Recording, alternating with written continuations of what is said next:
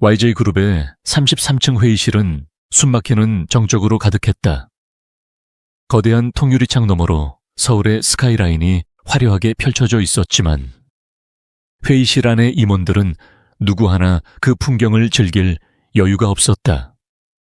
그들의 시선은 오직 테이블 상석에 앉은 한 남자, YJ그룹의 총수 권희준에게 고정되어 있었다. 이게 지금 보고서라고 올린 겁니까? 얼음장처럼 차가운 목소리가 정적을 갈랐다. 목소리의 주인인 권희준은 칠흑 같은 머리카락과 날카로운 턱선, 감정이라고는 한치도 읽을 수 없는 깊은 눈을 가진 남자였다. 그는 손에 들린 보고서를 가볍게 테이블 위로 던졌다. 종이 뭉치가 대리석 테이블에 부딪히며 내는 날카로운 소리가 임원들의 심장을 꿰뚫는 듯했다. 시장 분석은 피상적이고 경쟁사 동향은 3개월 전 자료를 그대로 긁어왔고 기대 수익률은 근거 없는 낙관론으로 가득 차 있군. 박상무, 이 프로젝트에 배정된 예산이 얼마인지 잊었습니까? 지목당한 박상무의 얼굴이 하얗게 질렸다. 그는 마른 입술을 달싹였지만 권희준의 서늘한 시선 앞에서 차마 변명을 늘어놓을 엄두도 내지 못했다. 사내에서 폭설이라는 별명으로 불리는 남자. 한번 그의 눈밖에 나면 YJ그룹에서 살아남을 수 없다는 것을 모르는 사람은 없었다. 권희준의 시선이 회의실을 천천히 훑었다. 그의 시선이 닿는 곳마다 임원들은 죄인처럼 고개를 숙였다. 마침내 그의 시선이 한 사람에게 멈췄다. 한서연 팀장, 네 대표님. 회의실 한쪽 끝에 앉아있던 한서연이 자리에서 일어났다. 그녀는 단정한 검은색 정장 차림에 머리를 하나로 깔끔하게 묶고 있었다. 흐트러짐 없는 자세와 차분한 목소리, 그 어떤 상황에서도 동요하지 않는 눈빛은 그녀의 트레이드마크였다. YJ그룹의 전략기획팀 팀장, 권희준의 혹독한 기준을 유일하게 만족시키는 인재이자 그의 얼음 같은 성격을 가장 가까이에서 견뎌내는 사람이었다. 이 보고서에 대해 어떻게 생각하지? 모든 시선이 서연에게 쏠렸다. 박상무는 거의 애원하는 듯한 눈빛으로 그녀를 쳐다봤지만 서연의 얼굴에는 아무런 변화도 없었다. 그녀는 앞으로 걸어나와 권희준이 던진 보고서를 집어들고 빠르게 훑어보았다. 15분 주지. 이 프로젝트를 살릴 방법을 찾아내. 못하면 박상무와 기획 2팀 전원은 오늘부로 짐 싸서 나갈 준비해. 살벌한 선고였다. 하지만 서연은 눈 하나 깜짝하지 않았다. 그녀는 보고서를 든 채 회의실 옆에 마련된 작은 준비실로 들어갔다. 15분. 보통 사람이라면 패닉에 빠져 아무것도 하지 못할 시간이었다. 하지만 그녀는 한서연이었다. 준비실의 문이 닫히자 회의실 안의 공기는 더욱 무겁게 가라앉았다. 권희준은 말없이 통유리창 밖을 내다볼 뿐이었다. 그의 뒷모습은 도시의 화려한 풍경과 어우러져 한 폭의 그림 같았지만 그에게서 뿜어져 나오는 냉기는 주변의 모든 것을 얼어붙게 만들었다. 그는 성공을 위해서라면 그 어떤 감정도, 인간관계도 사치라고 생각하는 남자였다. YJ그룹을 지금의 자리까지 올려놓은 것은 바로 그 비정한 칼날 같은 결단력이었다.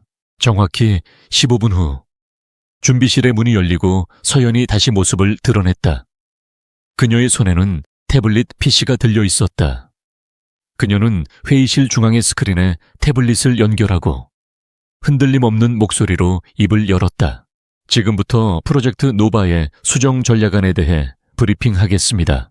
그녀는 기존 보고서의 문제점을 정확히 지적하고 완전히 새로운 관점의 시장 접근법을 제시했다. 그녀의 분석은 날카로웠고 데이터에 기반한 예측은 치밀했다. 누구도 생각지 못했던 경쟁사의 약점을 파고드는 전략, 잠재적 리스크를 최소화하는 방안, 그리고 현실적인 기대 수익률까지.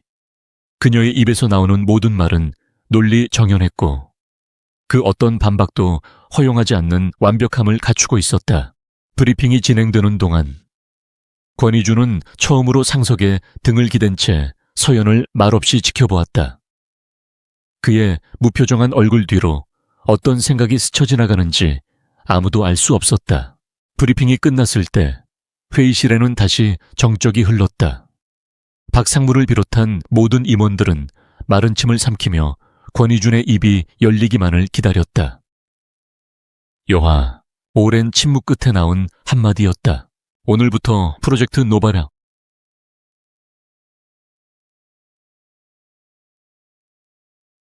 총괄 책임은 박상무에서 한서연 팀장에게 이관한다. 이에 있는 사람 아무도 없었다. 아니, 감히 있을 수 없었다. 회의 끝내 권희준이 자리에서 일어나 회의실을 나가자 그제야 임원들은 참았던 숨을 몰아쉬었다. 박상무는 다리가 풀린 듯 의자에 주저앉았고 몇몇은 서연에게 다가와 감탄과 감사의 인사를 건넸다. 하지만 서연은 옅은 미소로 화답할 뿐 곧장 자신의 자리로 돌아와 산더미처럼 쌓인 업무에 몰두했다. 그녀에게 이런 일은 일상과도 같았다. 권희준이라는 폭풍 속에서 살아남기 위한 그녀만의 방식이었다. 그날 저녁 프로젝트 노바의 극적인 부활을 축하하기 위한 팀 회식이 열렸다. 전략기획팀 직원들은 오랜만에 찾아온 해방감에 환호하며 술잔을 부딪혔다.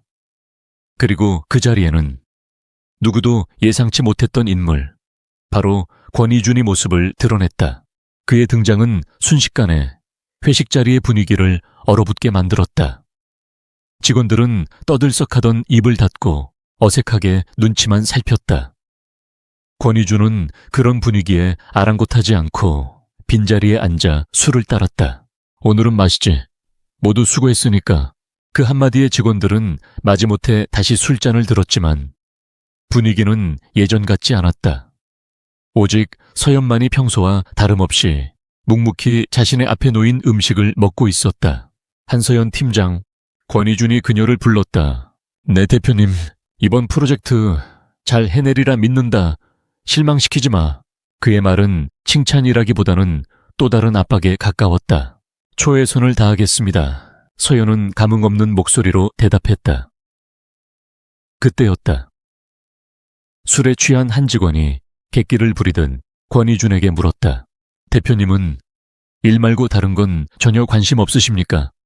너무 기계처럼 사시는 것 같아서요. 좌중은 싸늘해졌다.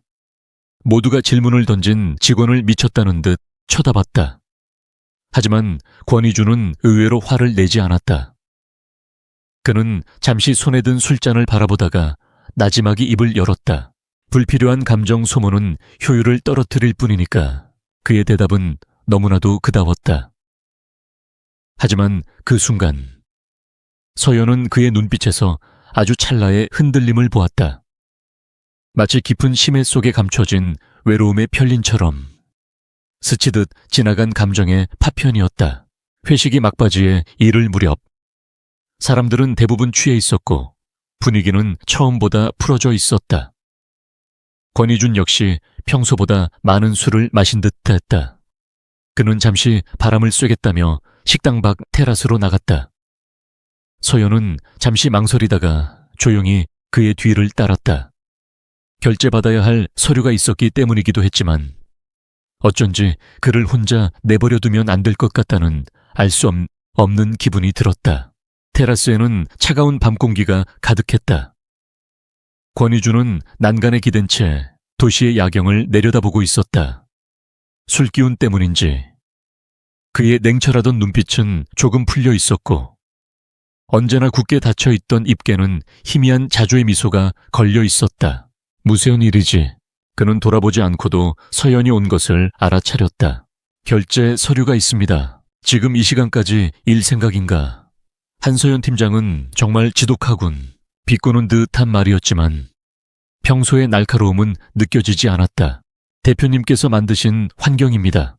서연의 담담한 대답에 권희준은 처음으로 소리내어 웃었다.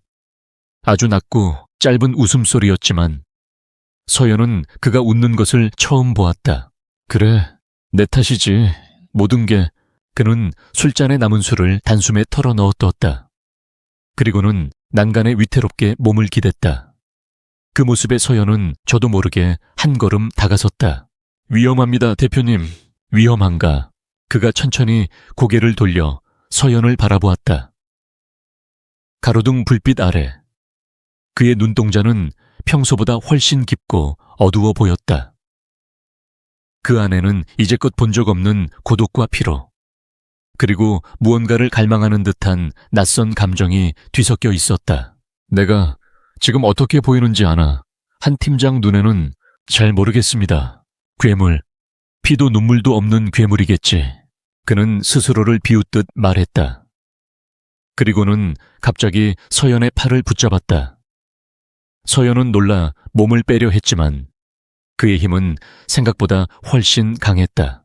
한 번이라도, 단 한 번이라도 좋으니 아무 생각 없이 모든 걸 내려놓고 싶을 때가 있어. 그의 목소리는 술 기운에 젖어 낮게 잠겨 있었다. 그는 서연의 눈을 똑바로 응시했다. 그 시선이 너무나도 뜨겁고 절박해서 서연은 차마 피할 수가 없었다. 언제나 두 사람 사이에 존재했던 투명한 벽이 그 순간 허물어지는 듯한 착각이 들었다. 대표님, 취하셨습니다. 서연은 애써 이성의 끈을 붙잡으며 말했다. 하지만 권희주는 그녀의 말을 듣지 않았다. 그는 서연을 더욱 가까이 끌어당겼다. 그의 숨결에서 짙은 알코올 향과 함께 그의 채취가 느껴졌다. 심장이 걷잡을 수 없이 뛰기 시작했다. 그날 밤 무슨 일이 일어났는지 정확히 설명하기는 어려웠다. 그것은 계획된 것도 의도된 것도 아니었다. 그저 술기운과 찰나의 약해진 마음, 그리고 서로의 눈빛 속에서 발견한 낯선 외로움이 만들어낸 하룻밤의 일탈이었다. 이성과 논리라는 댐이 무너지고 억눌려 있던 감정의 급류가 두 사람을 덮쳐버린 것이다. 다음 날 아침, 서연은 낯선 호텔방에서 눈을 떴다. 머리는 깨질 듯 아팠고 온몸은 무거웠다. 옆자리는 비어 있었다. 싸늘하게 식은 시트만이 지난밤의 일이 꿈이 아니었음을 증명하고 있었다. 방 안에는 정적만이 감돌았다. 권희주는 흔적도 없이 사라진 후였다. 서연은 허탈한 웃음을 지으며 몸을 일으켰다. 침대 협탁 위에는 메모지 한 장이 놓여 있었다. 어젯밤 일은 실수였다. 잊어. 그의 필체였다. 간결하고 차갑고 일말의 미련도 없는. 서연은 메모지를 구겨 쥐었다. 역시 그 다운 방식이었다. 그녀는 무엇을 기대했던 걸까? 그의 눈빛에서 보았던 연약함 하룻밤의 온기. 애초에 그에게 그런 것을 바랐던 자신이 어리석었다. 권희주는 변하지 않는다. 그는 영원히 YJ그룹의 폭설일 뿐이다. 마음 한구석이 시리게 아팠지만 서연은 내색하지 않았다. 그녀는 아무 일도 없었다는 듯이 샤워를 하고 흐트러진 옷매무새를 가다듬고 호텔을 나섰다. 그리고 평소와 똑같은 시간에 회사에 출근했다. 그녀의 책상 위에는 밤새 처리해야 할 서류들이 산처럼 쌓여 있었다. 서연은 깊게 숨을 들이마신 뒤 의자에 앉았다. 다시 전략기획팀 팀장 한서연으로 돌아갈 시간이었다. 그와 그녀 사이의 벽은 지난밤보다 더욱 높고 견고하게 세워져 있었다. 그 하룻밤의 균열은 그저 없었던 일처럼 봉합되어야만 했다. 그날 이후 권희준과 한서연 사이의 시간은 다시 얼어붙었다. 마치 아무 일도 없었다는 듯. 그는 여전히 YJ그룹의 냉정한 군주였고 그녀는 그의 가장 유능하고 과묵한 수하였다. 호텔방에 싸늘한 공기와 실수라고 낙인 찍힌 메모지는 두 사람만이 아는 비밀이 되어 그들의 일상이라는 두꺼운 얼음층 아래 깊숙이 묻혔다.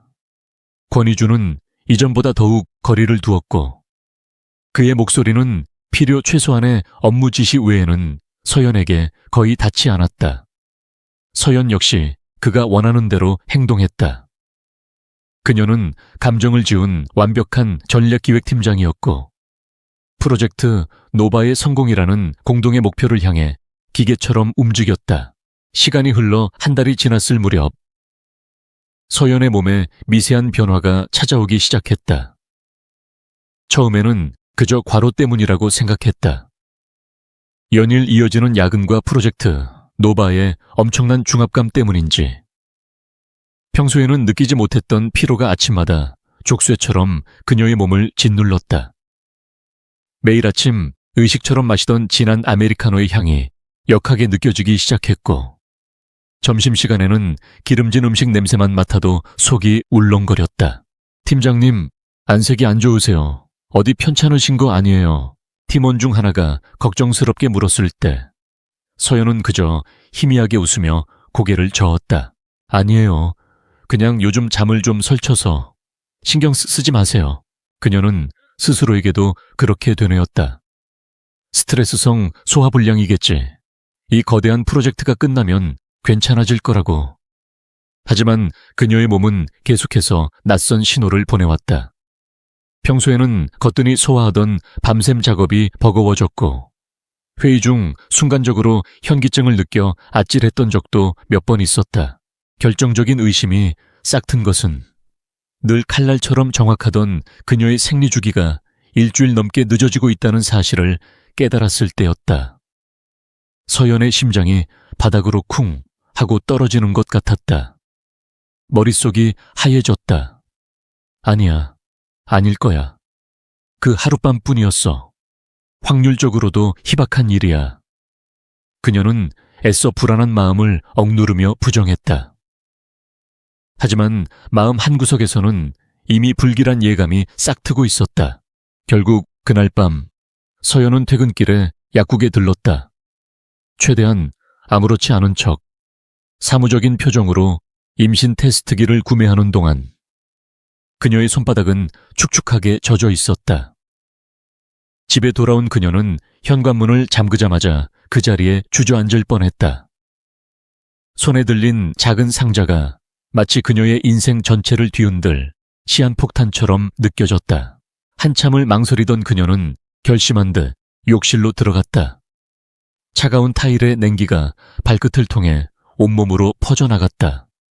설명서에 적힌 대로 테스트를 마친 뒤 서연은 결과를 기다리는 몇 분 동안 숨도 제대로 쉴 수 없었다. 시간이 영원처럼 길게 느껴졌다. 제발 아니기를.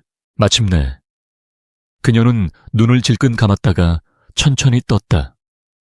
그리고 하얀 플라스틱 막대 위에 선명하게 나타난 두 줄의 붉은 선을 보았다. 순간 세상의 모든 소리가 사라졌다. 서연은 테스트기를 든 채 그 자리에 얼어붙었다. 머릿속에서는 수만 가지 생각이 폭풍처럼 휘몰아쳤다. 임신, 자신의 뱃속에 새로운 생명이 자라고 있다는 사실이 거대한 파도처럼 그녀를 덮쳤다. 어떻게, 왜, 이제 와서 그녀는 차가운 벽에 몸을 기댄 채 천천히 주저앉았다. 눈물이 나오지 않았다. 그저 너무나도 비현실적인 상황에 대한 막막함과 깊은 혼란만이 온몸을 감쌌다.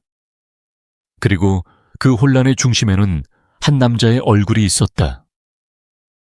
권희준, 아이의 아버지가 될 남자. 하지만 그는 이 아이의 존재를 어떻게 받아들일까?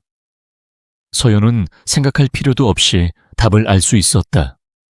그는 이 아이를 실수의 결과물, 자신의 완벽한 인생에 끼어든 하나의 문제로 여길 것이다. 그의 차가운 눈빛과 냉정한 목소리가 눈앞에 선명하게 그려졌다. 어쩌면 그는 돈으로 모든 것을 해결하려 들지도 모른다. 아이를 지우라고 혹은 낳더라도 자신의 눈앞에 나타나지 말라는 비밀 유지 계약서를 내밀지도. 에어젯밤 일은 실수였다. 잊어. 그가 남긴 메모가 심장에 박힌 파편처럼 다시 그녀를 찔렀다. 자신의 존재마저 실수로 치부하는 남자에게 뱃속의 아이는 그저 실수의 증거일 뿐이다. 서연은 자신의 아이가 그런 취급을 받는 것을 절대로 용납할 수 없었다. 태어나기도 전에 아버지에게 존재를 부정당하는 상처를 줄 수는 없었다. 그 순간 서연은 결심했다. 이 아이는 나 혼자 지키고 나 혼자 키운다. 권희준에게는 절대로 알리지 않을까 깨시짠천거리다. 이 아이는 그의 인생에 불필요한 변수가 아니라 오롯이 나의 아이. 내 삶의 전부가 될 것이다. 결심이 서자 혼란스러웠던 마음이 거짓말처럼 차분하게 가라앉았다. 이제 그녀는 더 이상 혼자가 아니었다. 그녀에게는 지켜야 할 존재가 생겼다.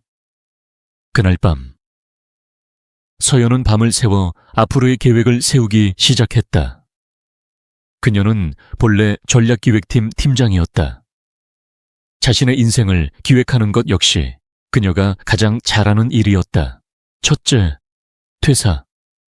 Y 그룹에 남아있는 한 권희준의 그림자에서 벗어날 수 없다. 어니라. 프로젝트 노바가 성공적으로 런칭하는 날, 미련 없이 사직서를 낼 것이다.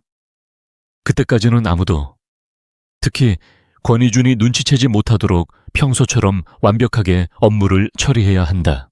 둘째, 새로운 거처, 서울을 떠나야 한다. 그가 쉽게 찾을 수 없는 조용한 곳으로. 그녀는 노트북을 켜고 지방의 작은 도시들을 검색하기 시작했다. 아는 사람이 아무도 없는 곳에서 아이와 함께 새로운 삶을 시작할 것이다. 셋째, 경제적 준비. 다행히 그동안 모아둔 돈이 꽤 있었다. 퇴직금까지 합치면 아이를 낳고 몇 년간은 버틸 수 있을 것이다. 그 후에는 재택으로 할 수 있는 일을 찾아볼 생각이었다. 서연은 한치의 오차도 없이 자신의 미래를 설계해 나갔다. 하지만 계획은 계획일 뿐, 현실은 그녀의 뜻대로 움직여주지 않았다. 임신 초기의 변화는 생각보다 혹독했다. 입덧이 본격적으로 시작되면서 그녀의 일상은 흔들리기 시작했다. 아침 회의 시간. 보고를 듣던 중 갑자기 속이 뒤집히는 느낌에 서연은 황급히 입을 막고 회의실을 뛰쳐나가야 했다. 복도 끝 화장실로 달려가 변기를 붙잡고 한참을 개원했다. 찬물로 얼굴을 씻고 거울을 보니 안색이 핏기 하나 없이 창백했다. 한 팀장, 괜찮나? 어느새 따라온 권희준이 화장실 입구에 서서 물었다. 그의 목소리에는 걱정보다는 일 처리에 차질이 생길까 염려하는 듯한 날카로움이 섞여 있었다. 네, 괜찮습니다. 어제 먹은 게 잘못됐나 봅니다. 죄송합니다. 서연은 아무렇지 않은 척 둘러대며 그를 지나쳐 다시 회의실로 향했다. 그의 미간이 미세하게 찌푸려지는 것을 보았지만 애써 모른 척했다. 그날 이후로 비슷한 상황이 몇 번 더 반복되었다. 중요한 프레젠테이션 중에 식은땀을 흘리며 잠시 말을 멈추기도 했고, 특정 향수 냄새에 헛구역질을 참느라 얼굴이 하얗게 질리기도 했다. 그녀는 필사적으로 자신의 상태를 숨기려 했지만 그녀의 업무 능력에 미세한 균열이 생기기 시작한 것은 어쩔 수 없었다. 권희준의 눈은 속일 수 없었다. 그는 서연의 작은 변화들을 놓치지 않았다. 한서연 팀장, 어느 날 오후 그는 자신의 사무실로 서연을 불렀다. 네, 대표님. 요즘 왜 그런 거지? 집중력이 떨어진 것 같군. 보고서에 오타가 발견된 것도 처음이고. 그는 책상 위에 놓인 서류를 턱짓으로 가리키며 말했다. 그의 목소리는 여느 때처럼 차가웠지만 그 안에는 미묘한 실망감이 배어 있었다. 자신이 유일하게 신뢰하던 부하 직원에 대한 기대가 무너지는 것을 보고 싶지 않다는 듯한. 죄송합니다. 최근 컨디션이 좋지 않아서 앞으로는 더 신경 쓰겠습니다. 프로젝트 노바가 버거운 건가? 그렇다면 지금이라도 말해. 대체할 사람은 얼마든지 있으니까. 그의 말은 비수처럼 서연의 가슴에 박혔다. 대체할 사람. 그래. 그에게 자신은 언제든 대체 가능한 부품일 뿐이었다. 그녀는 입술을 깨물며 고개를 숙였다. 뱃속의 아이를 생각하며 울컥 치밀어 오르는 감정을 억눌렀다. 아닙니다. 할 수 있습니다. 증명해봐. 말뿐이 아니라 결과로 그는 더 이상 아무 말 없이 다시 서류로 시선을 돌렸다. 대화는 끝났다는 의미였다. 서연은 조용히 그의 사무실을 나왔다. 문이 닫히는 순간 참고 있던 숨을 몰아쉬었다. 다리가 후들거렸다. 사무실로 돌아오는 내내 서연은 결심을 더욱 굳혔다. 떠나야 한다. 하루라도 빨리 이 차가운 남자와 숨막히는 공간에서 벗어나야 한다. 내 아이는 이런 세상에서 살게 할 수 없다. 아이에게는 따뜻한 햇살과 부드러운 바람만 보여주고 싶다. 그녀는 자리로 돌아와 다시 모니터에 집중했다. 그의 비난은 오히려 그녀를 더 강하게 만들었다. 그래, 증명해주겠어. 마지막까지 완벽하게 내 일을 해내고 당신이 아무것도 눈치채지 못하게 조용히 사라져주겠어. 그것이 내가 당신에게 할 수 있는 유일한 복수이자 내 아이를 위한 최선의 선택이니까. 서연은 뱃속에 작은 생명을 느끼듯 조용히 자신의 아랫배를 감쌌다. 아가야, 조금만 참아줘. 엄마가 곧 너에게 따뜻한 세상을 선물해줄게. 프로젝트 노바의 최종 런칭 발표일. YJ그룹의 컨퍼런스 홀은 국내외 언론사와 투자자들로 발 디딜 틈이 없었다. 단상 위 거대한 스크린에는 프로젝트의 로고가 화려하게 빛나고 있었고 장내에는 성공을 예감하는 흥분과 긴장감이 감돌았다. 이 모든 것을 총괄하는 한서연은 단상 뒤편에서 마지막으로 발표 자료를 점검하고 있었다. 그녀는 평소보다 한 치수 큰 블레이저를 입어 미세하게 변한 몸에 선을 감췄고 창백한 안색은 전문가의 손길이 닿은 화장으로 세심하게 가리고 있었다. 하지만 뼛속까지 스며드는 피로와 간헐적으로 치밀어 오르는 메스꺼움은 감출 수 없었다. 그녀는 아무도 모르게 마른 입술을 축이며 이 발표만 끝나면 모든 것이 끝난다는 생각으로 버티고 있었다. 오늘이 지나면 그녀는 권희준에게 그리고 YJ그룹에 사직서를 제출할 것이다. 한 팀장 준비됐나? 차가운 목소리가 등 뒤에서 들려왔다. 권희준이었다. 그는 완벽하게 재단된 다크 그레이 수트 차림으로 평소와 다름없이 냉철하고 빈틈없는 모습이었다. 네, 대표님. 모든 준비는 끝났습니다. 오늘 발표에 YJ의 미래가 걸려 있어. 실수하지 마. 그의 말에는 격려가 아닌 경고의 무게가 실려 있었다. 서연은 말없이 고개를 끄덕였다. 그녀의 속이 다시금 울렁거리기 시작했지만 필사적으로 내색하지 않았다. 곧이어 사회자의 소개와 함께 서연의 이름이 불렸다. 그녀는 깊게 숨을 들이마신 뒤 수많은 카메라 플래시와 청중의 시선을 받으며 단상 위로 걸어나갔다. 객석 맨 앞줄에 앉아 자신을 지켜보는 권희준의 무표정한 얼굴이 시야에 들어왔지만 그녀는 애써 그 시선을 외면했다. 발표는 순조롭게 시작되었다. 서연은 흔들림 없는 목소리와 자신감 있는 태도로 프로젝트 노바의 비전과 기술적 우위, 그리고 미래 시장에 미칠 파급력에 대해 설명해 나갔다. 그녀의 명료하고 논리적인 설명에 청중은 완전히 몰입했고 장내의 분위기는 점점 더 뜨거워졌다. 그녀는 몸의 이상 신호를 잠시 잊은 채 마지막 남은 모든 에너지를 쏟아붓고 있었다.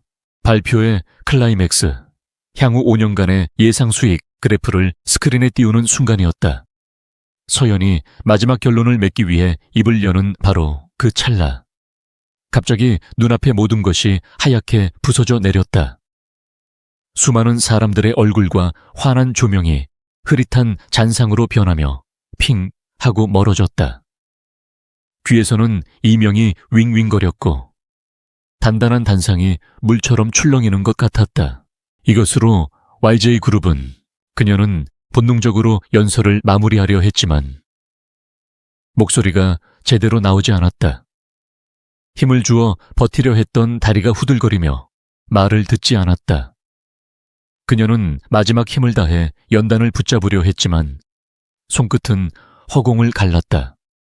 그리고 그대로 정신을 잃고 단상 위로 쓰러졌다. 한 팀장, 컨퍼런스 홀은 순식간에 아수라장이 되었다. 여기저기서 비명과 웅성거림이 터져나왔다. 카메라 플래시가 미친 듯이 터졌고 안전 요원들이 급하게 단상 위로 뛰어 올라왔다. 하지만 그들보다 빠른 사람이 있었다. 객석 맨 앞줄에 앉아있던 권이준이었다. 그는 서연이 쓰러지는 순간 자신도 모르게 자리에서 튀어 올랐다. 그의 머릿속은 새하얗게 비어 있었다. 이성적인 판단이 끼어들 틈도 없이 몸이 먼저 반응했다. 그는 무서운 속도로 단상 위로 뛰어 올라가 쓰러진 서연의 곁에 무릎을 꿇었다. 한서연, 정신 차려. 한서연. 그는 그녀의 어깨를 흔들며 외쳤다. 그의 목소리는 그 자신도 놀랄 만큼 다급하고 불안하게 떨리고 있었다. 그녀의 얼굴은 종깃장처럼 창백했고 입술에는 핏기가 전혀 없었다.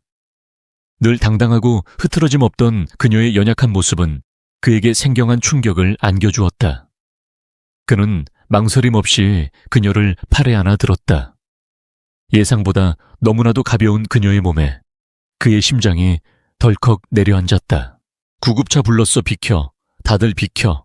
그는 사람들을 향해 고함을 지르며 직접 그녀를 안고 컨퍼런스 홀을 빠져나왔다.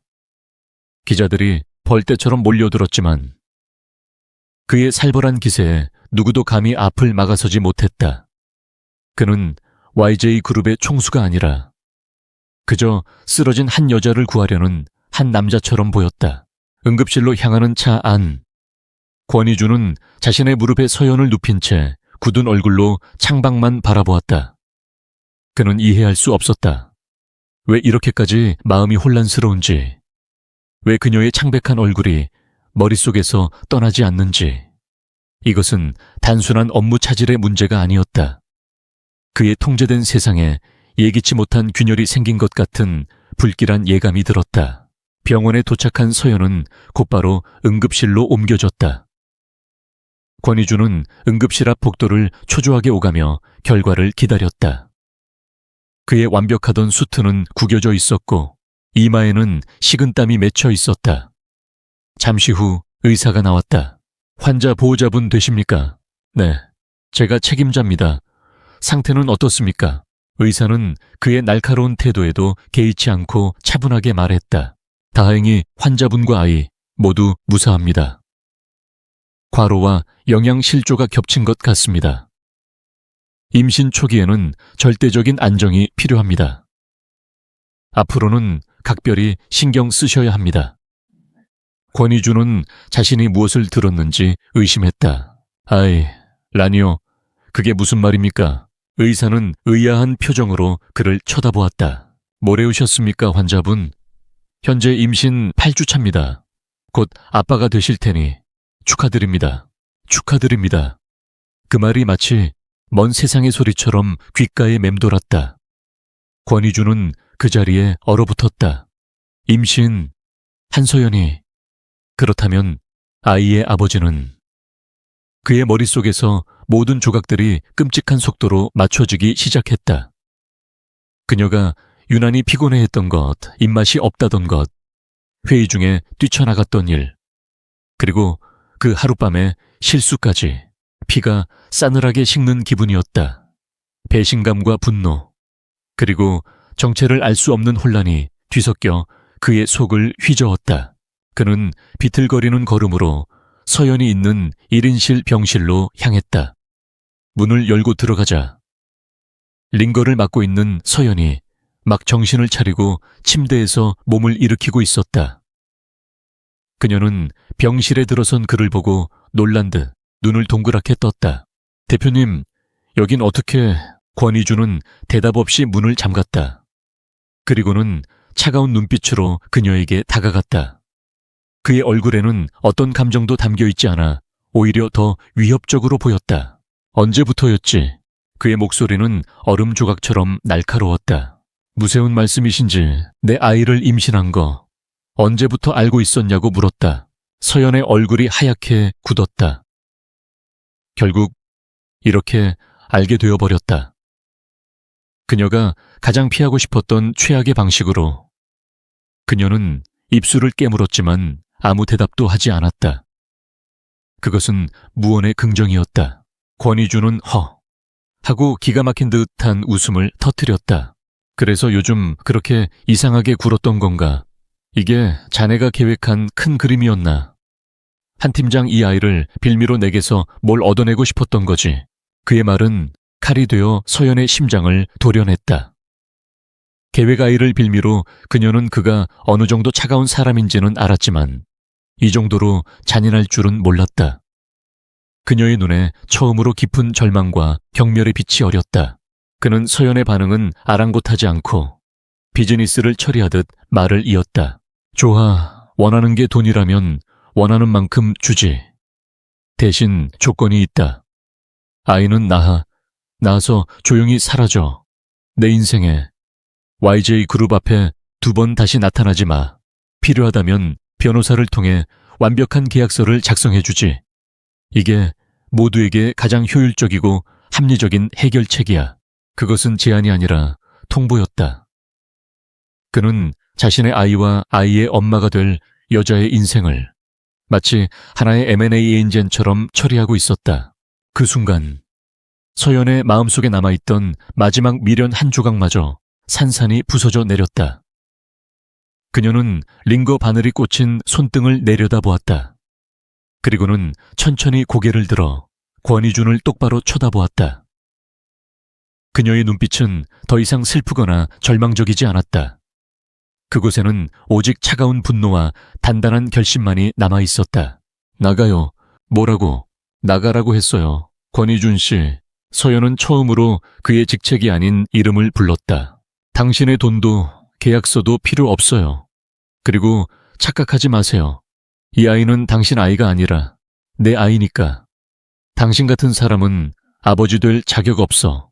그녀의 목소리는 작았지만 그 어떤 고함보다도 날카롭게 권희준의 가슴을 파고들었다. 그는 처음으로 당황한 기색을 보였다.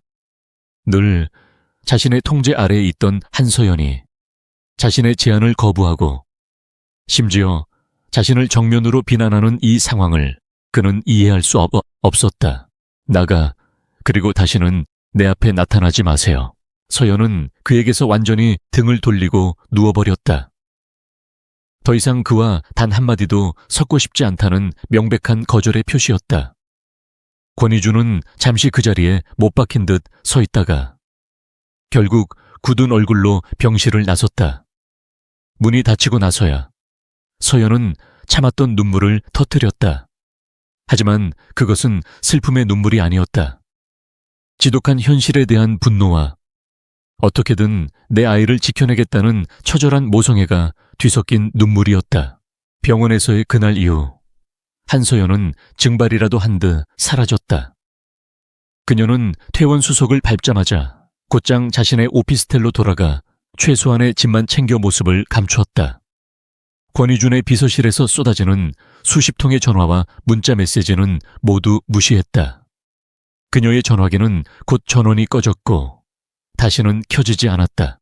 다음 날 아침 YJ 그룹 비서실에는 퀵서비스를 통해 서류 봉투 하나가 도착했다. 그 안에는 간결하고 사무적인 단어들로 채워진 한서연의 사직서가 들어있었다.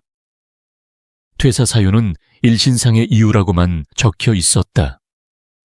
그 흔한 안부 인사나 지난 시간 동안의 감사 인사 한 줄 없었다. 마치 감정이라는 것이 완벽하게 거세된. 그녀가 평소에 작성하던 보고서와도 같은 사직서였다. 이게 전부입니까? 보고를 받은 권희준은 믿을 수 없다는 듯 되물었다. 그의 손에서 사직서가 위태롭게 떨리고 있었다. 그는 분노했다. 감히 자신의 허락도 없이 이런 식으로 일방적인 통보를 하고 사라져버린 그녀의 태도에 대한 분노였다. 그는 자신의 통제권이 처음으로 무력하게 무시당했다는 사실에 참을 수 없는 모욕감을 느꼈다. 당장 한서연 팀장 집으로 사람 보내. 무슨 수를 써서라도 찾아내. 그의 명령에 비서들은 분주하게 움직였다. 하지만 그들이 찾아간 서연의 오피스텔은 텅 비어 있었고 그녀의 행방을 아는 사람은 아무도 없었다. 권희주는 금융팀에 연락해 그녀의 퇴직금과 마지막 월급 지급을 보류하라고 지시했다. 돈으로 압박하면 결국 제 발로 돌아올 것이라고 생각했다. 그것이 그가 아는 세상의 방식이었다. 하지만 며칠이 지나도 서연에게서는 아무런 연락도 오지 않았다. 그녀는 마치 처음부터 세상에 존재하지 않았던 사람처럼 고요했다. 권희주는 일에 집중할 수 없었다. 거대한 프로젝트들이 눈앞에 쌓여 있었지만 그의 머릿속은 온통 한서연이라는 풀리지 않는 문제로 가득 차 있었다. 그녀의 마지막 눈빛, 경멸과 분노가 서려 있던 그 차가운 눈빛이 계속해서 그의 뇌리를 파고들었다. 당신 같은 사람은 아버지 될 자격 없어. 그녀의 말이 독처럼 그의 온몸에 퍼져나갔다. 자격. 그는 태어나서 단 한 번도 자신의 자격에 대해 의심해 본 적이 없었다. YJ그룹의 후계자로서, 그리고 지금의 총수로서 그는 언제나 모든 것을 가질 자격이 있다고 믿었다. 하지만 그녀는 그의 가장 근원적인 존재 가치를 정면으로 부정했다. 밤이 되면 그는 거대하고 텅 빈 펜트하우스에 홀로 남겨졌다. 화려한 서울의 야경이 통유리창 너머로 펼쳐져 있었지만 그 풍경은 더 이상 그의 성공에 대한 만족감을 주지 못했다. 오히려 집안의 적막함과 자신의 고독을 더욱 선명하게 부각시킬 뿐이었다. 그는 자신도 모르게 서연을 떠올렸다. 그녀가 지금 어디서, 어떻게 지내고 있을까? 뱃속의 아이는 괜찮을까? 그의 머릿속에 어린 시절의 기억이 불쑥 떠올랐다. 언제나 일에만 바빴던 아버지. 아버지는 그를 아들이 아닌 YJ그룹의 후계자로만 대했다. 성적이 떨어지면 질책했고 사업적 성과를 내면 드물게 칭찬했다. 그 기억 속에 따뜻한 포옹이나 다정한 격려는 없었다. 아버지는 그에게 모든 것을 주었지만 단 하나, 애정만은 주지 않았다. 그리고 지금 그는 자신도 모르는 사이에 자신의 아버지를 그대로 닮아가고 있었다. 아이의 존재를 문제로 인식하고 돈으로 해결하려 했던 자신의 모습이 차갑고 계산적이던 아버지의 모습과 겹쳐 보였다. 섬뜩한 자기 혐오가 그를 덮쳤다. 결국 권희주는 해서는 안 될 일을 하고 말았다. 그는 국내 최고의 정보회사를 고용해 한서연의 행방을 찾아달라고 의뢰했다. 스스로에게는 회사의 잠재적 리스크를 관리하기 위한 조치라고 합리화했다. 그녀가 아이를 빌미로 언론에 무슨 짓을 할지 모른다는 이유를 내세웠다. 하지만 그의 마음 깊은 곳에서는 그것이 거짓말이라는 것을 알고 있었다. 그는 그저 그녀가 무사한지, 괜찮은 건지 알고 싶었을 뿐이다. 오래 걸리지 않아 서연의 소재가 파악되었다. 그녀는 서울을 떠나 해변가의 작은 소도시, 강릉에 머물고 있었다. 번화에서 떨어진 낡은 다세대 주택에 월세방을 얻어 조용히 지내고 있다는 보고였다. 뭘 하고 지내지? 권희주는 보고를 올리는 정보회사 요원에게 물었다. 특별한 것은 없습니다. 매일 아침 해변을 산책하고 도서관에서 육아 관련 서적을 빌려보거나 보건소에서 주관하는 산모 교실에 참석하는 정도입니다. 사람들과의 교류는 거의 없습니다. 요원은 그가 건넨 사진 몇 장을 테이블 위에 올려놓았다. 사진 속 서연은 화장기 없는 수수한 얼굴에 편안한 원피스 차림이었다. YJ그룹의 한 팀장으로서 날카롭고 빈틈없던 모습은 온데간데 없었다. 하지만 이상하게도 그녀의 얼굴은 그 어느 때보다도 평온해 보였다. 권희주는 사진에서 눈을 떼지 못했다. 한 사진에는 그녀가 해변에 앉아 부드러운 미소와 함께 자신의 배를 어루만지고 있는 모습이 담겨 있었다. 또 다른 사진에서는 재래시장의 작은 아기 옷 가게 앞에서 진열된 베넷 저고리를 한참 동안 바라보고 있었다. 그 모습들은 권희준에게 거대한 충격을 안겨주었다. 그녀는 자신 없이도 잘 지내고 있었다. 아니, 오히려 더 행복해 보였다.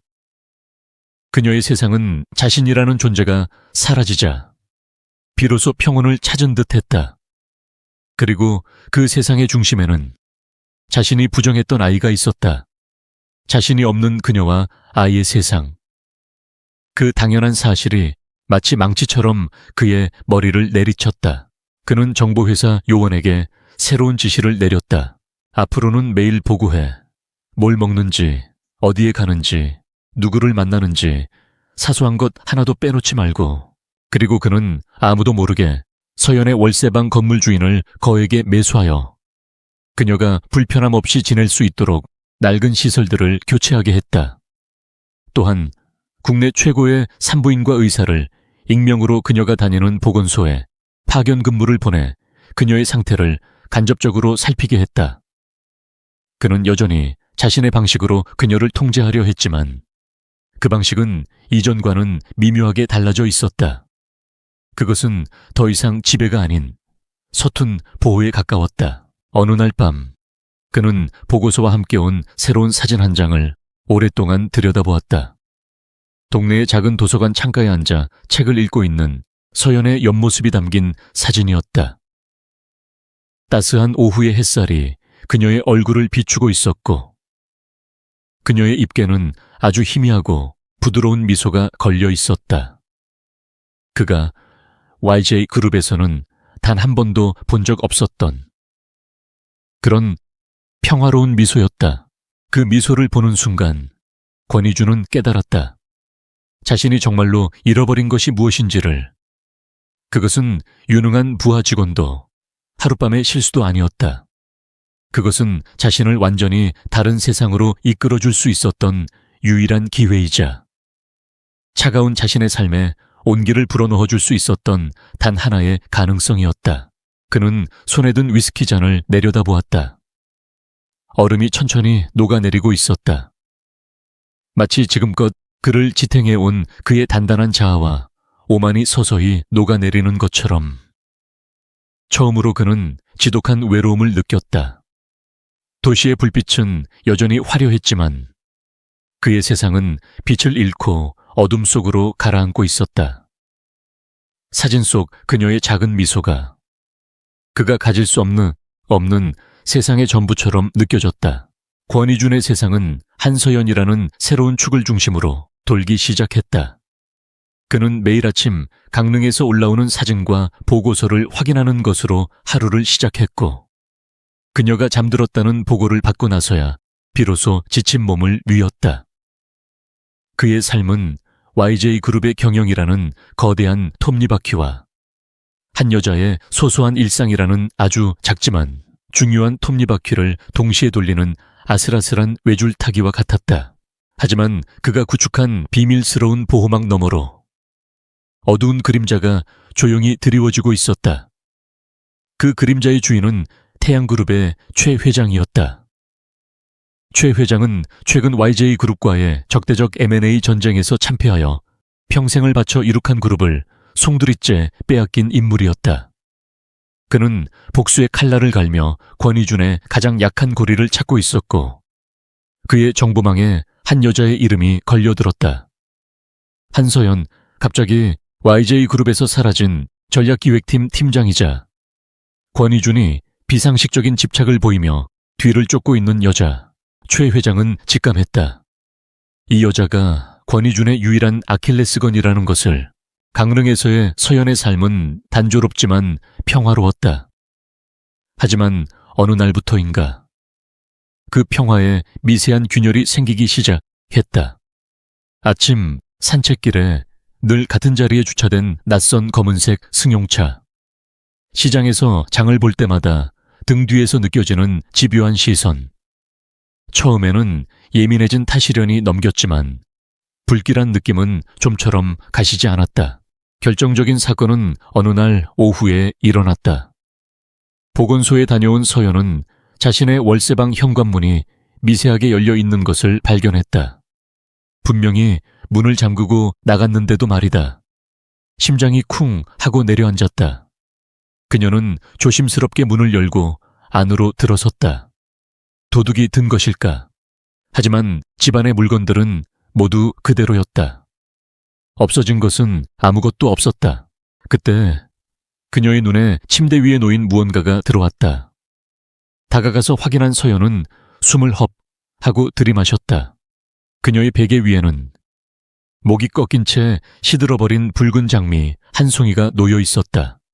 그것은 명백한 경고였다. 누군가 자신의 사적인 공간에 침입했고 자신을 지켜보고 있다는 소름 끼치는 메시지였다. 서연은 온몸에 피가 차갑게 식는 것을 느끼며 뒷걸음질 쳤다. 누구일까? 왜 이런 짓을... 머릿속이 하얗게 비어버린 그녀는 그 자리에 주저앉아 떨리는 손으로 휴대폰을 들었지만 어디에 신고해야 할지, 누구에게 도움을 청해야 할지 알 수 없었다. 그녀는 이 낯선 도시에서 완벽한 이방인이었다. 같은 시각 서울 YJ그룹 회장실. 권희주는 자신의 정보원으로부터 올라온 런 긴급 보고를 받으며 얼굴이 잿빛으로 굳어졌다. 서연의 집에 누군가 침입했다는 사실과 그들이 남기고 간 끔찍한 경고의 메시지, 그리고 그 배후에 태양그룹의 최 회장이 있다는 것까지. 조의 회장. 권희주는 이를 갈며 그 이름을 나지막이 읊조렸다. 그의 눈에서 살기라고 부를 만한 시퍼런 불꽃이 타올랐다. 감히 나의 것을, 나의 여자와 나의 아이를 건드려 그의 이성은 순간적으로 마비되었다. 오직 들끓는 분노와 그녀를 지켜야 한다는 원초적인 본능만이 남았다. 수동적인 관찰은 이제 끝났다. 이제는 행동에 나설 때였다. 그는 즉시 비상 연락망을 통해 그의 가장 충실한 수족이자 YJ그룹의 보안 총괄 책임자인 김 실장을 호출했다. 김 실장, 지금부터 내 말 잘 들어. 보안팀 최정예 요원들만 추려서 즉시 강릉으로 내려가. 한서연 씨의 집 주변에 24시간 잠복하면서 개미새끼 한 마리 얼씬하지 못하게 막아. 그녀의 눈에는 띄지 않게 그림자처럼 움직여. 알겠습니다. 대표님, 그런데 무슨 일이십니까? 내 허락 없이 내 것을 탐낸 늙은 여우가 있어. 그 여우의 발톱을 뽑아버려야겠어. 그의 목소리는 강철처럼 차갑고 단단했다. 그는 전화를 끊고 곧장 최 회장에게 직접 전화를 걸었다. 여보세요. 나다. 권희준. 수화기 너머의 최 회장은 잠시 당황한 듯 했지만 이내 비열한 웃음소리를 흘렸다. 이게 누군가? YJ그룹의 젊은 영웅 아니신가? 이 늙은이에게는 무슨 일로 전화를 다 하셨을까? 경고하러 전화했다. 당신이 지금 무슨 장난을 치고 있는지 알아. 한 번만 더 내 사람 근처에 당신의 더러운 손을 뻗었다가는 내가 당신의 남은 인생을 지옥으로 만들어줄 테니. 헤헤어허, 무서운 협박이시군. 그런데 자네가 말하는 그 자네 사람이라는 게 얼마 전에 사라진 그 유능한 팀장님 말인가? 어허, 피도 눈물도 없는 권희준 대표에게 그런 소중한 사람이 있었을 줄이야. 진작 알았더라면 M&A를 할 때 좀 더 유리했을 텐데. 최 회장의 비아냥거림에 권희준의 분노는 극에 달했다. 그는 책상 위의 서류들을 모조리 바닥으로 쓸어버렸다. 후회하게 될 거다. 최 회장. 반드시. 전화를 끄는 권희준은 더 이상 서울에 앉아있을 수 없었다. 그는 즉시 전용 헬기를 준비시켜 강릉으로 향했다. 만약 그녀에게 무슨 일이라도 생긴다면 그는 스스로를 평생 용서할 수 없을 것 같았다. 한편 강릉의 서연은 극심한 공포 속에서 뜬 눈으로 밤을 지새웠다. 다음 날 아침 그녀는 이 도시를 떠나야겠다고 결심했다. 이곳도 더 이상 안전하지 않았다. 그녀는 급하게 짐을 꾸린 뒤 마지막으로 바닷바람이라도 쐬고 떠나고 싶어 평소에 자주 가던 한적한 해변 산책로로 향했다. 하지만 그것은 최 회장이 파놓은 함정이었다. 서연이 인적이 드문 소나무 숲길에 들어서는 순간 건장한 남자 2명이 나타나 그녀의 앞을 막아섰다. 한서연 씨 되시죠? 저희와 잠시 같이 가셔야겠습니다. 누구세요? 저리 가요. 서연은 비명을 지르며 뒷걸음질 쳤지만 남자들은 위협적으로 거리를 좁혀왔다. 그녀는 배를 감싸 안은 채 필사적으로 도망치려 했다. 하지만 임신한 몸으로 건장한 남자들을 따돌리는 것은 불가능했다. 한 남자가 그녀의 팔을 거칠게 붙잡는 순간 서연은 절망감에 눈을 질끈 감았다. 바로 그때였다. 그 손 놔. 어디선가 바람처럼 나타난 다른 남자들이 서연을 붙잡으려던 괴한들을 순식간에 제압했다. 그들은 바로 권희준이 보낸 김 실장과 보안팀 요원들이었다. 짧은 격투 끝에 최 회장의 부하들은 속수무책으로 바닥에 쓰러졌다. 모든 것이 순식간에 벌어졌다. 서연은 눈앞의 상황을 이해하지 못한 채 공포에 질려 숨만 헐떡이고 있었다. 그때 소나무숲 저편에서 익숙한 실루엣이 나타났다. 믿을 수 없게도 그곳에는 권희준이 서 있었다. 그는 헬기에서 내리자마자 곧장 이곳으로 달려온 듯 머리와 옷이 흐트러진 모습이었다. 하지만 그의 눈은 오직 서연에게만 고정되어 있었다. 그는 성큼성큼 다가와 먼저 김 실장에게서 상황을 보고받았다. 처리했습니다. 모두 최 회장 쪽 놈들입니다. 수고했다. 나머지는 알아서 처리해. 권희준은 짤막하게 지시를 내린 뒤 굳은 얼굴로 서연에게 다가왔다. 그는 그녀의 머리부터 발끝까지 어디 다친 곳은 없는지 필사적으로 살폈다. 그의 눈빛에는 그가 평생 드러낸 적 없는 노골적인 두려움과 안도감, 그리고 주체할 수 없는 분노가 뒤섞여 있었다. 괜찮아? 어디 다친 데는 없어. 그의 목소리는 거칠게 잠겨 있었다. 그는 그녀에게 손을 뻗으려다 차마 닿지 못하고 허공에서 멈칫했다. 마치 자신이 그녀를 더럽히기라도 할 것처럼 서연은 여전히 충격에서 벗어나지 못한 채 그를 멍하니 올려다보았다. 어떻게 이 사람이 여기에? 왜? 권희준은 그런 그녀의 혼란스러운 마음을 읽기라도 한 듯 단호한 목소리로 말했다. 이제 다 끝났어. 당신은 이제 안전해. 그의 말은 단순한 위로가 아니었다. 그것은 그의 모든 것을 걸고서라도 그녀를 지켜내겠다는 흔들림 없는 맹세였다. 그는 더 이상 YJ그룹의 냉정한 CEO가 아니었다. 그는 자신의 여자와 아이를 지키기 위해 세상의 모든 것과 싸울 준비가 된 한 명의 남자였다. 그 순간 두 사람 사이에 존재했던 얼음벽에 거대하고 선명한 균열이 생겨나고 있었다. 권희준은 서연을 강릉 외곽에 위치한 자신의 개인 별장으로 데려갔다. 해변이 내려다 보이는 절벽 위에 세워진 그곳은 외부와 완벽하게 차단된 그만의 요새와도 같은 공간이었다. 그는 서연을 안으로 안내하며 혹시라도 그녀가 놀랄까봐 조심스럽게 입을 열었다. 당분간은 여기가 안전할 거야. 필요한 건 뭐든 말해. 사람을 시켜 준비시키지. 서연은 아무 말 없이 낯선 공간을 둘러보았다. 통유리창으로 된 거실, 최고급 가구들, 그녀가 살던 낡은 월세방과는 모든 것이 비교되는 비현실적인 풍경이었다. 잠시 후 그녀는 소파에 앉아 굳은 얼굴로 그를 마주 보았다. 충격과 공포가 가라앉자 차가운 현실이 그녀의 머리를 지배하기 시작했다. 감사합니다. 오늘 일은... 그녀는 마른 입술을 열어 딱딱한 목소리로 말했다. 하지만 전 괜찮아지는 대로 떠나겠습니다. 이번에는 대표님도 그 누구도 찾지 못하는 곳으로요. 그녀의 말에 권희준의 얼굴이 굳어졌다. 그는 방금 전에 위험천만한 상황을 겪고도 그녀가 여전히 떠날 생각만 하고 있다는 사실을 믿을 수 없었다. 무서운 소리야. 지금 당신이 얼마나 위험한 상황이었는지 몰라. 최 회장이 당신을 노리고 있어. 내 곁에 있는 게 가장 안전해. 대표님 곁이요. 서연이 희미하게 웃었다. 그 웃음에는 체념과 조소가 섞여 있었다. 오늘 제가 위험에 처했던 건 바로 대표님 때문입니다.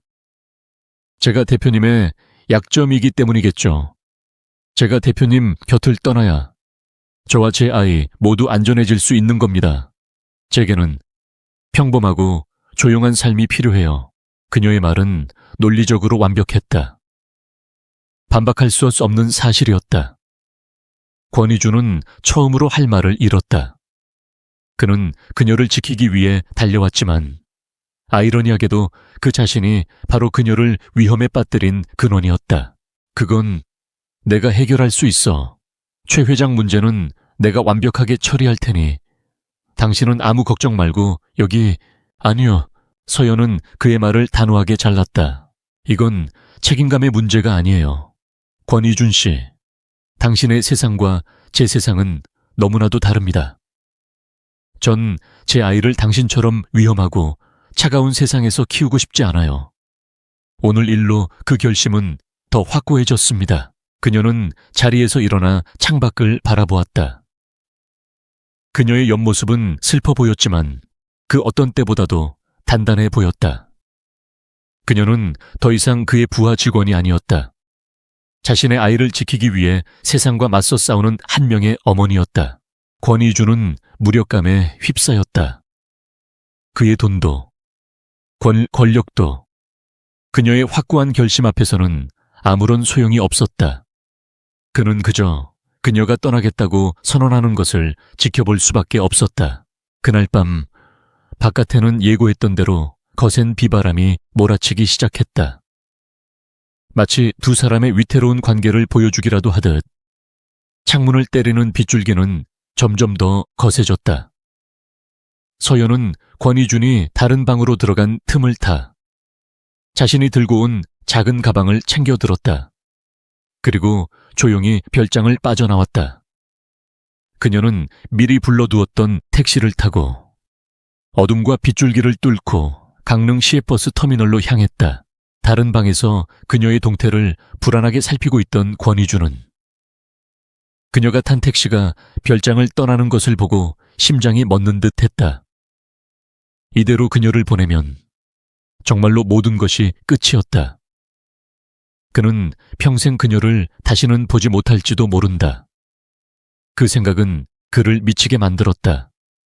그는 겉옷을 걸칠 생각도 못한 채 차키만 들고 미친 듯이 빗속으로 뛰쳐나갔다. 자동차 엔진이 굉음을 내며 어둠을 갈랐다. 와이퍼가 쉴 새 없이 움직이며 앞 유리를 때리는 빗물을 닦아냈지만 권희준의 시야는 이미 흐릿해져 있었다. 그는 엑셀을 끝까지 밟으며 필사적으로 앞서가는 택시의 희미한 미등을 쫓았다. 쉐퍼스 터미널은 궂은 날씨 탓에 텅 비어 있었다. 서연은 막차표를 끊고 벤치에 앉아 버스를 기다리고 있었다. 그때 터미널 앞으로 검은색 세단 한 대가 급정거하며 멈춰섰다. 차 문이 열리고 비에 흠뻑 젖은 권희준이 내렸다. 한서연, 그의 목소리는 빗소리에 섞여 절박하게 울려 퍼졌다. 서연은 놀라 자리에서 일어섰다. 그가 따라올 것이라고는 상상도 못했다. 왜 오셨어요? 그만하세요, 제발. 그녀는 지친 목소리로 말했다. 하지만 그는 성큼성큼 다가와 그녀의 앞을 막아섰다. 비에 젖은 그의 머리카락이 뺨에 달라붙어 있었고 그의 눈은 이제껏 본 적 없이 절실한 빛으로 가득 차 있었다. 가지마. 제발 가지마. 제 인생에서 나가달라고 했잖아요. 당신의 책임감은 여기까지예요. 이제 저와 상관없는 사람처럼 살아주세요. 책임감. 권희준이 허탈하게 웃었다. 책임감 같은 게 아니야. 그런 거였다면 나도 이렇게까지 비참해지지는 않았을 거야. 그는 한 걸음 더 다가섰다. 서연은 저도 모르게 뒷걸음질 쳤다. 내가 틀렸어. 서연아, 내가 모든 걸 망쳤어. 당신을 처음 만났을 때부터 당신이 내 세상을 흔들고 있다는 걸 알았어. 그래서 일부러 더 차갑게 대했고 더 밀어냈어. 내 통제된 삶에 당신이라는 변수가 생기는 게 두려웠으니까. 그날 밤, 그건 실수가 아니었어. 내 인생에서 유일하게 솔직해질 수 있었던 순간이었어. 그런데 나는 그 순간마저 실수라고 부정해버린 멍청한 놈이야. 그의 목소리는 빗소리에 섞여 떨리고 있었다. 서연은 흔들리는 눈빛으로 그를 바라보았다. 그녀의 마음속 얼음벽이 조금씩 녹아내리는 것 같았다. 하지만 그녀가 겪었던 상처는 너무나도 깊었다. 이제 말이죠. 그런 말을 해도 소용없어요. 아니, 소용없지 않아. 당신이 사라지고 나서야 알았어. 내 세상이 얼마나 텅 비어 있었는지. 당신이 없는 YJ 그룹도, 이 화려한 도시도 나한테는 아무 의미 없는 잿더미일 뿐이었어. 매일 밤 당신 사진을 보면서 당신이 없는 세상에서 숨 쉬는 법을 잊어버린 사람처럼 살았어. 이게 사랑이 아니면 대체 뭔지 나는 모르겠어. 그의 처절한 고백에도 서연은 여전히 망설였다. 그녀는 그를 믿을 수가 없었다. 그의 세상에 한번 발을 들였다가 다시 상처받는 것이 두려웠다. 그녀가 말없이 고개를 돌리자 권희주는 마지막 남은 자존심마저 내던졌다. 그는 YJ 그룹의 총수 권희주는 평생 누구에게도 고개를 숙여본 적 없는 그 남자는 그녀의 앞에서 천천히 무릎을 꿇었다. 철퍽 하는 소리와 함께 그의 무릎이 차가운 빗물이 고인 아스팔트 바닥에 닿았다. 서연은 자신의 눈을 의심했다. 그녀의 눈앞에 있는 남자는 그녀가 알던 냉혹한 폭군이 아니었다. 그는 그저 사랑하는 여자를 잃을까봐 두려워 모든 것을 내던진 한 명의 비참한 남자일 뿐이었다. 그는 무릎을 꿇은 채 흠뻑 젖은 얼굴로 그녀를 올려다보았다. 그의 뺨을 타고 흐르는 것이 빗물인지 눈물인지 분간할 수 없었다. 사랑해, 한서연. 미치도록 사랑해. 그리고 우리 아기. 내가 세상에서 제일 좋은 아빠가 되어줄게. 내가 평생 받지 못했던 모든 사랑을 우리 아이에게는 전부 다 줄게. 그러니 제발 나 같은 놈에게 기회를 한 번만 줘. 넌더리가 날만큼 후회하고 매일 밤 지옥 속에서 살았던 나를 제발 구원해줘. 그의 애원은 그녀의 심장을 관통했다. 서연의 눈에서 뜨거운 눈물이 빗물과 뒤섞여 흘러내렸다. 그녀는 입을 막은 채 흐느꼈다. 그동안 혼자서 짊어져야 했던 모든 슬픔과 외로움이 그의 무릎 꿇은 모습 앞에서 한꺼번에 터져나왔다.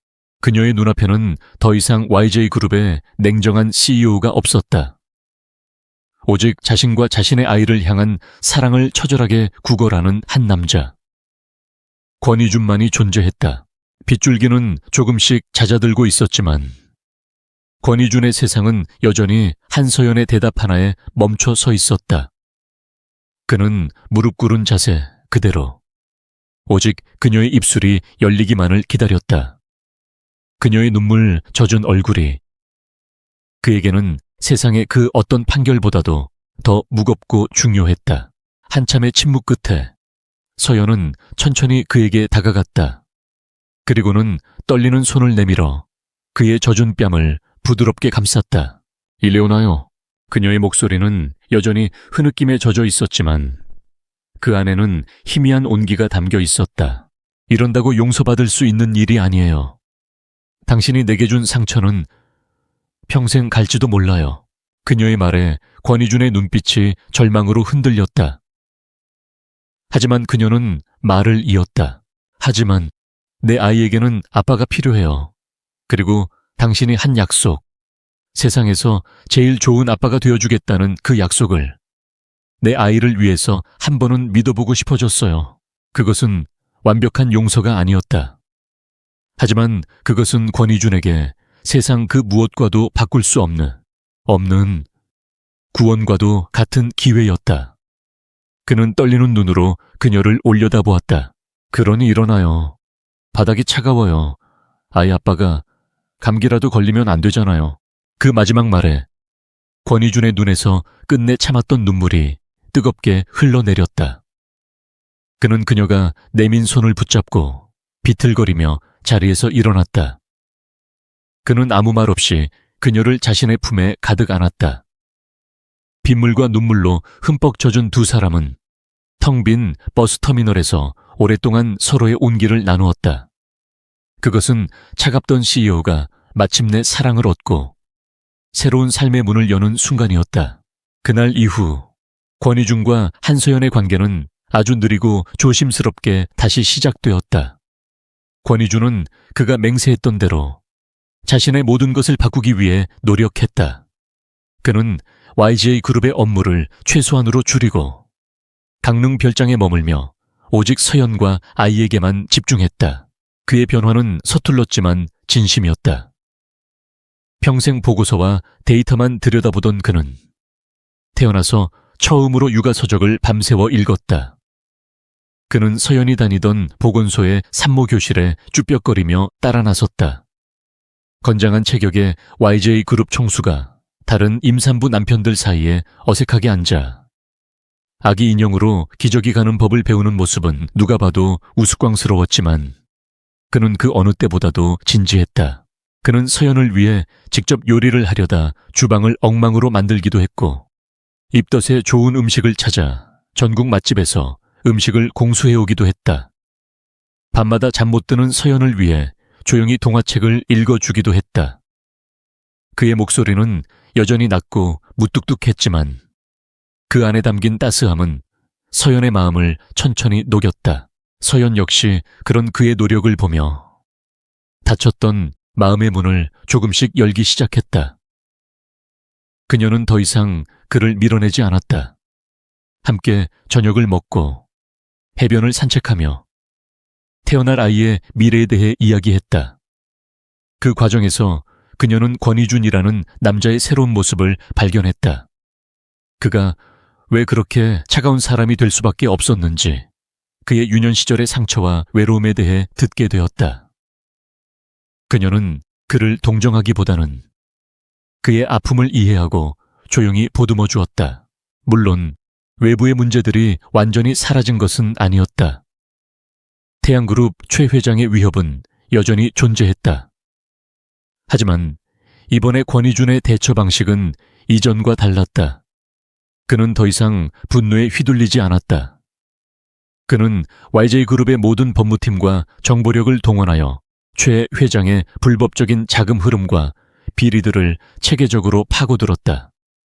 그리고 마침내 최 회장을 언론에 단 한 줄의 기사도 나지 않게 조용하고 완벽하게 몰락시켰다. 그것은 서연과 아이의 평화를 위협하는 그 어떤 존재도 용납하지 않겠다는 그의 강력한 의지 표현이었다. 시간이 흘러 서연의 출산 예정일이 다가왔다. 진통이 시작되었다는 소식에 권희준은 자신이 M&A 협상장에 있을 때보다도 더 창백하게 질렸다. 그는 병원으로 향하는 내내 서연의 손을 꽉 잡고 괜찮을 거라는 말만 반복했다. 정작 진통을 겪는 서연이 그의 등을 두드리며 내가 아니라 당신이 더 괜찮아야 할 것 같다고 농담을 할 정도였다. 분만실 앞에서 기다리는 시간은 그에게 영원과도 같았다. 수술실 램프가 꺼지고 마침내 간호사가 작은 아기를 품에 안고 나왔을 때 권희준은 그 자리에 얼어붙었다. 아드님입니다. 산모와 아기 모두 건강합니다. 그는 떨리는 손으로 아기를 받아 안았다. 작고 따뜻하고 부드러운 생명체. 자신과 서연을 반씩 닮은 아이. 아이가 꼬물거리며 그의 손가락을 꽉 쥐는 순간 권희준의 눈에서 뜨거운 눈물이 뺨을 타고 흘러내렸다. 그는 평생 느껴본 적 없는 온전하고 순수한 행복감에 휩싸였다. YJ 그룹의 성공도 세상의 그 어떤 부와 명예도 이 순간의 벅찬 감동과는 비교할 수 없었다. 그는 아기를 안고 서연이 있는 회복실로 들어갔다. 지친 얼굴이었지만 세상에서 가장 행복한 미소를 짓고 있는 서연을 보자 그는 다시 한번 눈시울이 뜨거워졌다. 수고했어. 서연아, 정말 고마워. 그는 서연의 이마에 부드럽게 입을 맞췄다. 서연은 그의 품에 안긴 아기를 보며 미소 지었다. 우리 아기 이름은 생각해봤어요. 권희주는 잠시 생각하더니 아기를 내려다보며 말했다. 권시우, 때를 맞춰 내리는 비라는 뜻이야. 메말랐던 내 삶의 단비처럼 아준 아이니까. 그의 말에 서연의 눈가도 촉촉해졌다. 그녀는 조용히 고개를 끄덕였다. 그들 세 사람의 세상에 비로소 따뜻한 햇살이 내리쬐기 시작했다. 2년 후 YJ그룹. 회장실의 분위기는 예전과 사뭇 달라져 있었다. 여전히 효율적이고 긴장감이 넘쳤지만 그 안에 사람 사는 온기가 돌기 시작했다. 직원들은 더 이상 그를 폭설이라 부르지 않았다. 대표님, 6시 정각입니다. 저녁 약속 있으셔서. 김 실장의 말에 권희주는 서류에서 고개를 들었다. 알아. 오늘 시우가 제일 좋아하는 함박 스테이크 나오는 날이거든. 그는 서둘러 재킷을 챙겨 입었다. 그의 휴대폰 배경화면은 서연과 아들 시우가 환하게 웃고 있는 사진이었다. 그는 회사를 나서는 길에 꽃집에 들러 서연이 좋아하는 프리지아 꽃다발을 사는 것도 잊지 않았다. 그가 현관문을 열고 들어서자 아빠 요새 하는 우렁찬 목소리와 함께 작은 아이가 아장아장 달려와 그의 다리에 매달렸다. 우리 아들, 시우, 오늘 어린이집에서 뭐 했어? 권희주는 능숙하게 아들을 안아들고 볼에 뽀뽀했다. 그의 얼굴에는 더 이상 과거의 냉기는 찾아볼 수 없었다. 오직 다정하고 행복한 아빠의 미소만이 가득했다. 주방에서는 서연이 앞치마를 두른 채 웃으며 그를 맞았다. 왔어요. 시우가 아까부터 아빠만 기다렸어요. 당신은 안 기다렸고. 권희주는 짓궂게 물으며 그녀에게 다가가 꽃다발을 내밀고 그녀의 입술에 짧게 입을 맞췄다. 집안에는 맛있는 음식 냄새와 아이의 웃음소리, 그리고 두 사람의 잔잔한 사랑이 가득했다. 저녁 식사를 마친 세 사람은 거실 소파에 나란히 앉아 동화책을 읽었다. 권희주는 아들을 무릎에 앉히고 서연은 그의 어깨에 편안하게 머리를 기댔다. 창밖으로는 그가 한때 외롭게 내려다보던 서울의 야경이 변함없이 펼쳐져 있었지만 이제 그 풍경은 더 이상 고독하지 않았다. 그의 곁에는 그의 세상이자 그의 우주인 두 사람이 함께하고 있었기 때문이다. 차갑던 CEO는 한 여자의 임신 소식에 무릎 꿇고 사랑을 구했다. 그리고 그는 마침내 깨달았다. 진정한 성공이란 더 높은 곳에 오르는 것이 아니라 돌아갈 집이 있고 기다려주는 가족이 있다는 것을. 그의 얼어붙었던 심장은 이제 세상에서 가장 따뜻한 온기로 가득 차 있었다.